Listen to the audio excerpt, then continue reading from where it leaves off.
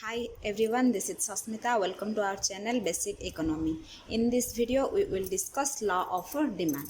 Okay, in this video, we will discuss the statement, table, curve, assumption, exertion, and reasons for downward sloping demand curve. Okay, so let's start. In ordinary speech, demand means only desiredness of a commodity. ठीक है, मतलब किसी commodity को desire करना ordinary sense में demand कहते हैं. ठीक है, डिज़ायरनेस ऑफ ए कमोडिटी. लेकिन इकोनॉमिक टर्म में डिमांड मीन्स इफेक्टिव डिमांड. ठीक है, डिमांड वो भी फुलफिल होना चाहिए. ठीक है, इफेक्टिव डिमांड. और डिमांड इफेक्टिव कैसे हो सकता है? तीन चीज़ रहने से हो सकता है. क्या? Desireness of a commodity, okay, willingness to pay, okay, and ability to pay. okay, ये तीन चीज़ रहने से ही डिमांड इफेक्टिव कहा जा सकता है. डिज़ायरनेस ऑफ ए कमोडिटी मतलब कमोडिटी पाने की डिज़ायरनेस होना चाहिए. विलिंगनेस टू पे यानी वो कमोडिटी को पे करने के लिए विलनेस होना चाहिए. और एबिलिटी टू पे यानी वो और कमोडिटी को पाने के लिए पे करने के लिए एबल हो सके. ठीक है, ये तीन चीज़ रहने से ही डिमांड इफेक्टिव हो सकेगा. ठीक है, फॉर एग्जाम्पल लीजिए, अगर एक पुअर मैन चाहे उसे कार डिज़ायर करता है. ठीक है, यहाँ पे उसकी वो डिज़ायर करता है कार, यानी डिज़ायरनेस ऑफ द कमोडिटी तो है. विलिंगनेस टू पे यानी उसके पास विलनेस है टू पे फॉर इट. ठीक है, लेकिन एबिलिटी नहीं है क्योंकि वो पुअर है. ड्यू टू वो पुअर है वो पे नहीं कर सकता है. ठीक है, he is not able to pay for it. ठीक है, तो ये इफेक्टिव डिमांड नहीं कहा जा सकता है. ठीक है, वैसे ही अगर कोई रिच मैन भी हो लेकिन वो माइजर हो, यानी नेचर से वो माइजर हो. माइजर यानी जो कि अपने पैसे खर्च करना नहीं चाहता है. ठीक है, तो उस केस में भी डिज़ायर वो कार चाहता है यानी डिज़ायरनेस है, और विलिंगनेस टू एबिलिटी टू पे यानी उसके पास पैसा भी है, वो पे कर सकेगा, लेकिन उसके पास विलिंगनेस नहीं है, मतलब वो पे नहीं करना चाहता है. ठीक है, तो वो डिमांड इफेक्टिव डिमांड नहीं है. ठीक है, तो डिमांड इकोनॉमिक टर्म में डिमांड यानी इफेक्टिव डिमांड होना चाहिए. ठीक है, तो चलिए हम इसकी स्टेटमेंट देखते हैं. स्टेटमेंट को दिया था प्रोफेसर अल्फ्रेड मार्शल ने. ठीक है, तो उनके हिसाब से law of demand says other things being equal. ठीक है, अदर थिंग्स यानी प्राइस ऑफ रिलेटेड कमोडिटी हो, नेचुरल कैलामिटीज हो, ठीक है, वेदर कंडीशंस हो, एडवर्टाइजमेंट एक्सपेंडिचर, टेक्नोलॉजी, ये सब थिंग्स बीइंग इक्वल यानी सेम होना चाहिए.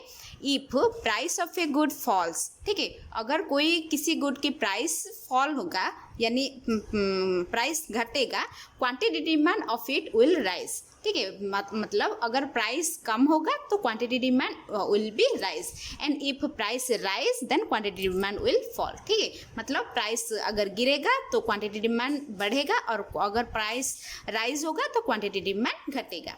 ठीक है, यानी अगर हमें फंक्शनल रिलेशनशिप में देखें तो quantity demand equal to functional relationship of price, यानी इन्वर्स रिलेशनशिप है. ठीक है, मतलब अगर एक बढ़ता है तो एक घटता है. ठीक है, अगर प्राइस राइज होता है तो फिर क्वांटिटी डिमांड जो है वो गिरता है. अगर प्राइस गिरता है तो क्वांटिटी डिमांड क्या होता है? राइज होता है. ठीक है, inverse relationship, there is a inverse relationship between price and quantity demand. ठीक है, तो चलिए कुछ एजम्पशंस देख लेते हैं.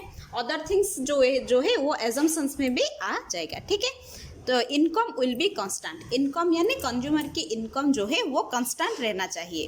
ठीक है, next, price of related commodity remains same. ठीक है, प्राइस ऑफ रिलेटेड कमोडिटी यानी सब्सटीट्यूट गुड्स हो, कॉम्प्लीमेंटरी गुड्स की प्राइस सेम रहना चाहिए. ठीक है, ये एज्यूम किया था प्रोफेसर मार्शल ने.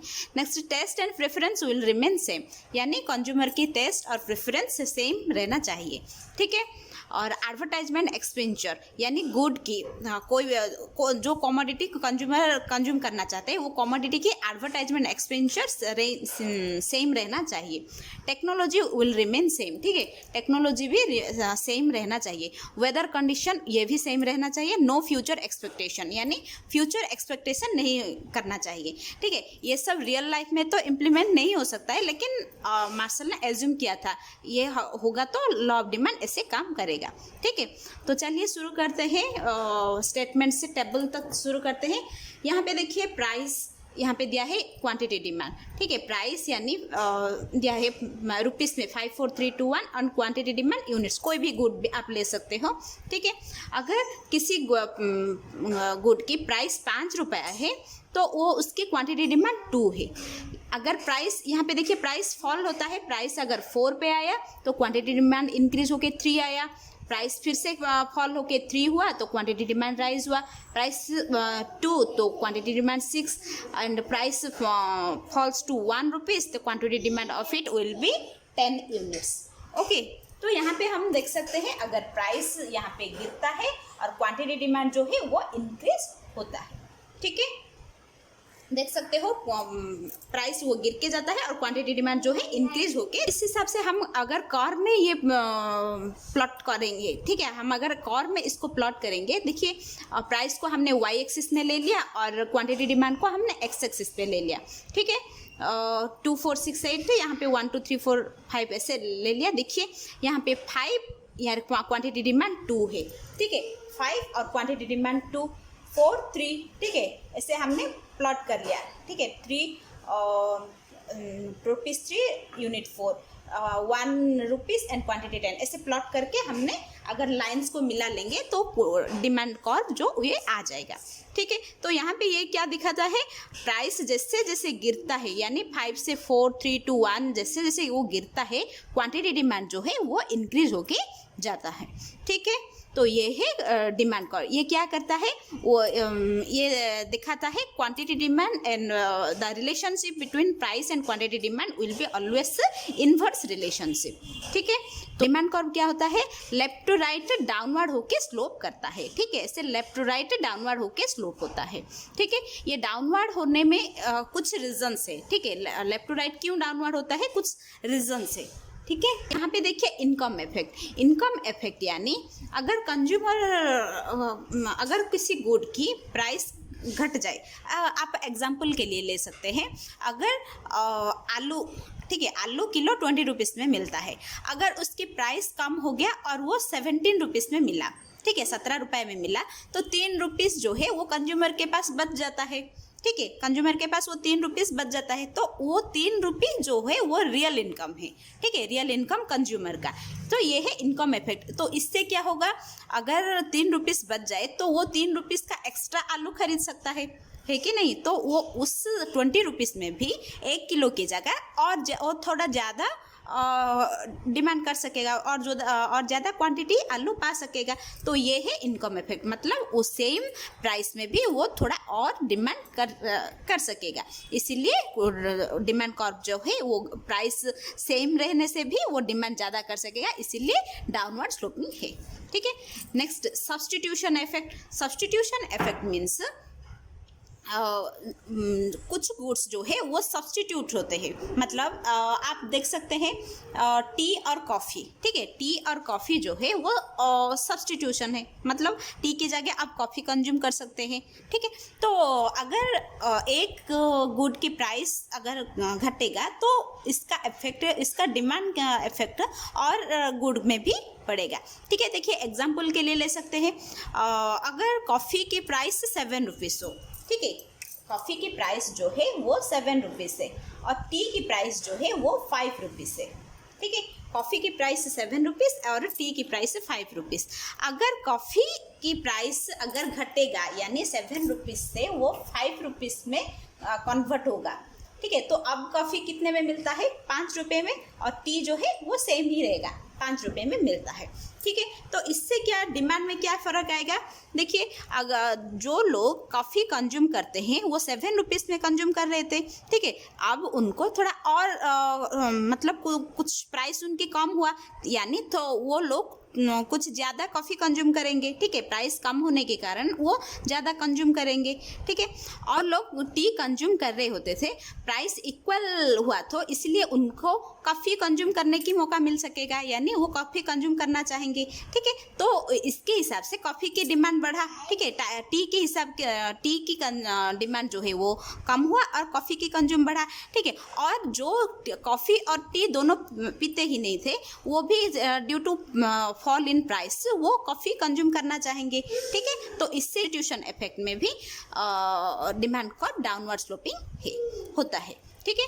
नेक्स्ट न्यू कंज्यूमर्स, यानी इस एग्जाम्पल में भी देख सकते हैं आप, अगर किसी गुड की कॉफ़ी की ले सकते हैं, कॉफ़ी की प्राइस गिरा है तो न्यू कंज्यूमर्स ऐड होंगे, ठीक है। तो न्यू कंज्यूमर्स ऐड होंगे तो ज़्यादा मतलब ज़्यादा डिमांड होगा, तो कॉर्प जो है वो डाउनवर्ड स्लोपिंग होगा, ठीक है।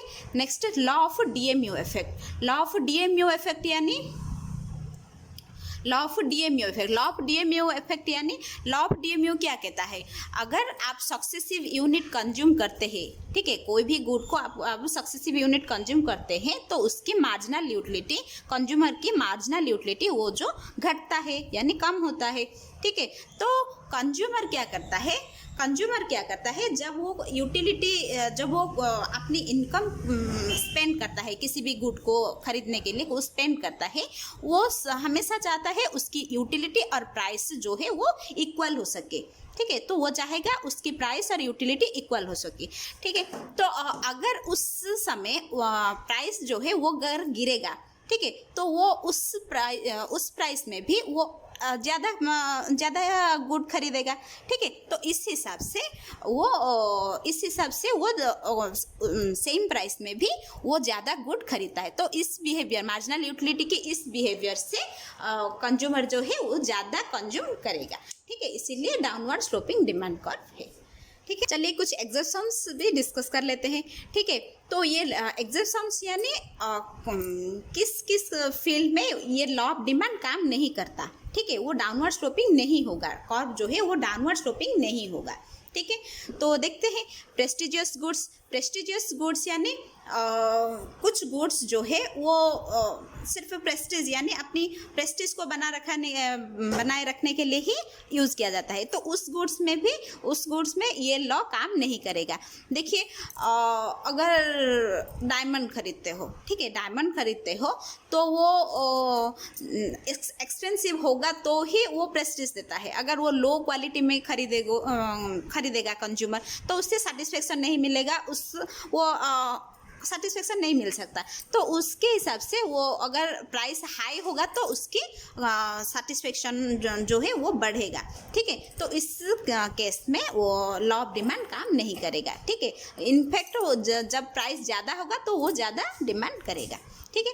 नेक्स्ट गिफेन गुड्स यानी सर रॉबर्ट गिफेन ने व्यू दिया था, जब कुछ इन्फीरियर गुड्स जो कि इमरजेंसी टाइम में या फिर इमरजेंसी टाइम में, रेनफॉल के टाइम में, ठीक है, इस समय वो ज़्यादा प्राइस बढ़ेगा तो भी ज़्यादा कंज्यूम किया जा सकता है, ठीक है। देखिए अगर रेनफॉल हो, ठीक है, सामने अगर कुछ दिनों के लिए रेनफॉल हो, कुछ नेचुरल कैलामिटीज हो, तो लोग क्या करते हैं, इन्फीरियर गुड्स को, डेली हाउस होल्ड चीज़ को वो सेव कर लेते हैं, ठीक है, स्टोर कर लेते हैं। अगर प्राइस उसकी ज़्यादा भी हो तो भी वो ज़्यादा से ज़्यादा डिमांड कर लेते हैं, तो उस केस में ये लॉ काम नहीं करेगा, ठीक है।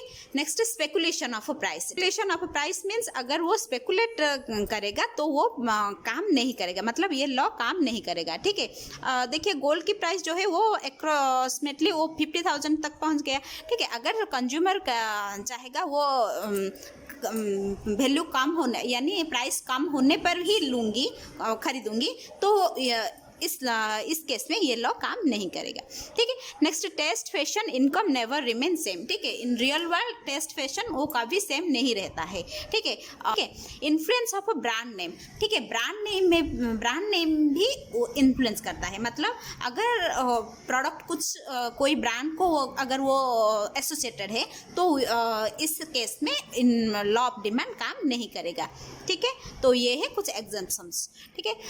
आई होप आपको समझ में आया लॉ ऑफ डिमांड अगर इसके रिगार्ड कुछ डाउट्स है तो आप कमेंट में कमेंट कीजिए, ठीक है। और थैंक यू सो मच।